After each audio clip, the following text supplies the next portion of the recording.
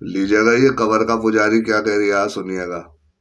یہ اپنے آپ کو پوجا کرنے والا نہیں مانتے ہیں یہ لوگ، کہ ہم قبروں کی پوجا کرتے ہیں، مانتے نہیں ہیں، جبکہ اللہ سے کہلوائے دیتا ہوں میں۔ سنیے گا آپ، یہ تو کہہ رہی ہے، آج چیلنج دے رہی ہے، یہ تو اس کا چیلنج سنیے گا پہلے۔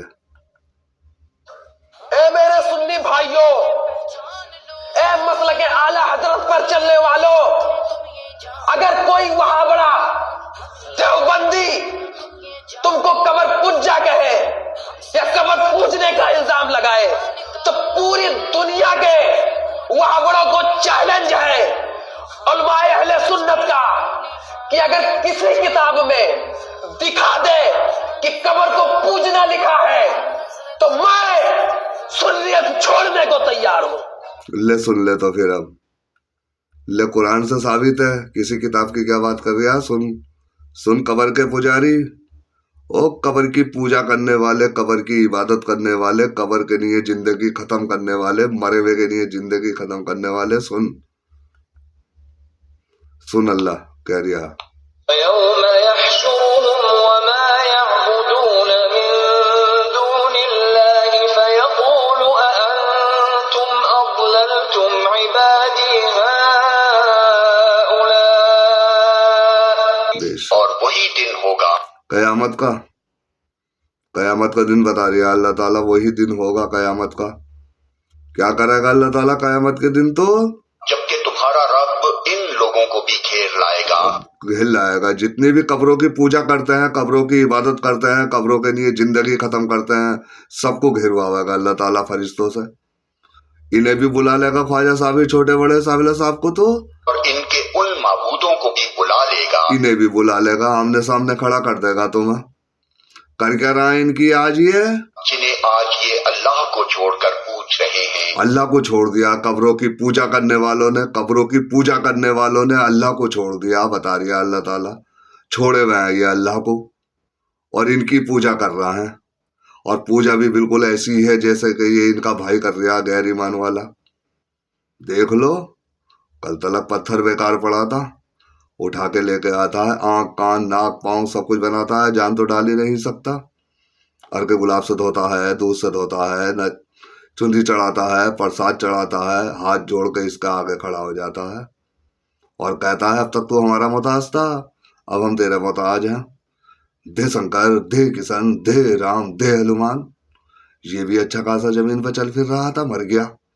پہلے کپڑے اتارتا، پھر غسل دیتا، پھر نماز پڑھاتا، پھر قبر میں دفن کر کے پکی قبر بنا کر کے گلاب سے دھوتا ہے، دودھ سے دھوتا ہے، نجو نیاز کرتا ہے، چادر چڑھاتا ہے، مجاور بن کے بیٹھ جاتا ہے اور ہاتھ پھیلا کے اس کے آگے کھڑا ہو جاتا ہے، کہتا ہے اب تک تو ہمارا محتاج تھا، اب ہم تیرے محتاج ہیں، دے خواجہ، دے صابر، دے بڑے، دے چھوٹے، دے صابر صاحب۔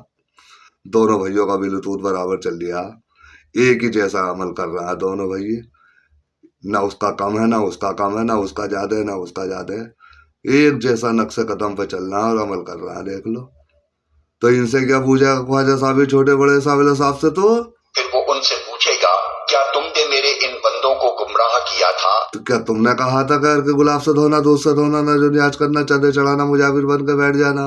یا یہ خود راہ راست سے بھٹک گئے تھے؟ یہ خود ہی بیٹھ گئے تھے، یہ تو انکار کریں گے اللہ کے ولی۔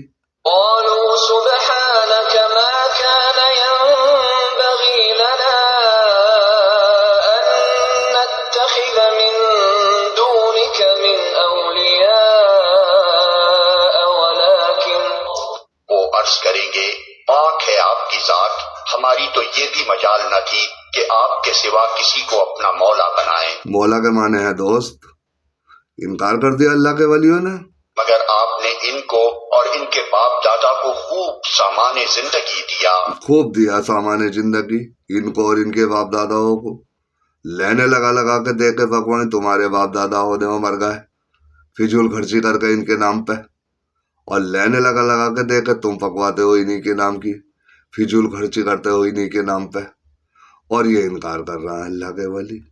حتیٰ کہ یہ سبق بھول گئے، انہوں کہہ رہا ہے کہ یہ سبق بھول گئے، یہ توحید کا سبق دے کے مرے تھے، انہوں نے اللہ سے مانگنا سکھایا تھا، یہ جب تک زندہ تھے یہی کہتے رہتے تھے میرے اللہ کا کرم ہے، میرے مولا کا کرم ہے. یہ جب تک زندہ تھے یہی کہتے رہتے تھے. اللہ تو نہ کرے گا تو کرم کون کرے گا، اللہ میری جھولی تیرے سوا کون بھرے گا. یہ جب تک زندہ تھے یہی کہتے رہتے تھے. میں سنی عقیدت یہ جب تک زندہ تھے یہی کہتے رہتے تھے، اللہ سے دعائیں مانگتے رہتے تھے یہ جب تک زندہ تھے. لیکن اب مر گئے، اب بیچارے قبروں میں چلے گئے. لیکن تم نے ہی نہیں کہنا شروع کر دیا. ہاں، یہ اللہ سے شکایت کرتے تھے، اللہ سے فریاد کرتے تھے جب تک زندہ تھے. تم نے ان سے فریاد کرنی شروع کر دی، ان سے شکایت کرنی شروع کر دی. اور شامت زدہ ہو کر رہے، اور سامت آنی ہے تمہاری کل قیامت میں ضرور. سامت زدہ ہو کے رہے، بتا دیا اللہ تعالیٰ نے تمہیں. فقد كذبوكم بما تقولون فما تستطيعون صرفا ولا نصرا. یوں جھٹلا دیں گے وہ تمہارے معبود. بتا دیا اللہ تعالیٰ نے، جھٹلا دیا تمہارے معبودوں نے. کون سی بات ہے اللہ تعالیٰ؟ تمہاری ان باتوں کو جو آج تم کہہ رہے ہو. آج یہی تو کہہ رہا ہو نا، کوٹھے پہ چڑھنا سیڑھی، جج سے ملنا وکیل، تھاندار سے ملنا سپاہی. اور تم اللہ کے نیک بندے، تمہاری دعا جلدی قبول ہوگی، ہم تو بہت بڑے گناہ گار ہیں، اللہ سے کہنا ہمیں لوٹا دے دے، لوٹیا دے دے. یہی کہتے رہتے تھے تم. اور یہ جھٹلا دیں گے تمہارے معبود تمہاری ان باتوں کو. پھر تم نہ اپنی شامت کو ٹال سکو اور گے، سامت آنی ہے تمہاری، بہت بری سامت آنی ہے تمہاری، ٹال نہ سکو گے. نہ کہیں سے مدد پا سکو گے. آج ہی کے رسول کہتے ہو نا اپنے آپ کو، اللہ کے وسلم کا دامن نہ چھوڑیں گے، نبی کا دامن نہ چھوڑیں گے. مشرک کی کوئی بخشش نہ ہوگی کل قیامت میں، کوئی سفارش نہ کریں گے اللہ کے وسلم مشرک کی. اور جو بھی تم میں سے ظلم کرے. ظلم کہتا اللہ تعالیٰ شرک کو. لقمان علیہ السلام نے کہا تھا اپنے بیٹے سے، یا بنیا، اللہ کی ذات میں، اس کی صفات میں، اس کی ربوبیت میں شرک مت کرنا، شرک بڑا ظلم ہے، عظیم ہے. تو کہاں پھینکے گا اللہ تعالیٰ ان قبروں کی پوجا کرنے والوں کو، قبروں کی پوجا کرنے والوں کو، قبروں کی پوجا کرنے والوں کو. تو سے ہم سخت عذاب کا مزہ چکھائیں گے. سخت عذاب کا مزہ چکھائے گا اللہ تعالیٰ تمہیں. اس لیے میں تم سے کہتا ہوں، گھڑی گھڑی کہتا ہوں کہ سنتے ہو تو توبہ کر لو، ہوشیار ہو تو توبہ کر لو. سخت عذاب کا مزہ چکھنے سے پہلے توبہ کر لو. کہہ رہی ہے اللہ تعالیٰ توبہ کرنے کے لیے، اے آدم کی اولاد، تو زمین سے آسمان تک جتنا بھی خلا خالی ہے سب کو بھر دے اپنے گناہوں سے. تیرے گناہوں میں شرک کا گناہ نہ ہو.